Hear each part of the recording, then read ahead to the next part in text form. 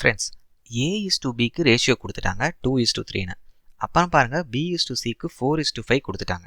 நம்மளை C:Aக்கு ரேஷியோ என்னன்னு கேட்குறாங்க. ஃப்ரெண்ட்ஸ், இந்த மாதிரி கொஷின்லாம் ரெகுலராக டிஎன்பிஎஸ்சி எக்ஸாமில் கேட்குற கொஷின் தான். ஸோ இந்த கொஷின் நம்ம எப்படி அட்டன் பண்ணுறோன்னா, நம்ம ஃபஸ்ட்டு என்ன பண்ணுறோம், A/Cக்கு கண்டுபிடிச்சிக்கிறோம் ரேஷியோ.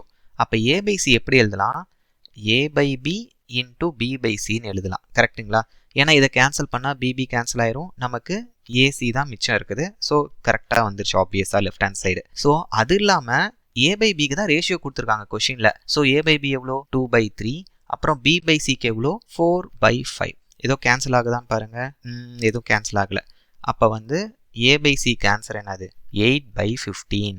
பட் நம்மள என்ன கேட்குறாங்க, C/Aக்கு கேட்குறாங்க. அப்போ இது அப்படியே தலைகீழாக போட்டுக்கோங்க ஃப்ரெண்ட்ஸ். அப்போ C/Aனா என்ன ஆன்சர் வரும் 15/8.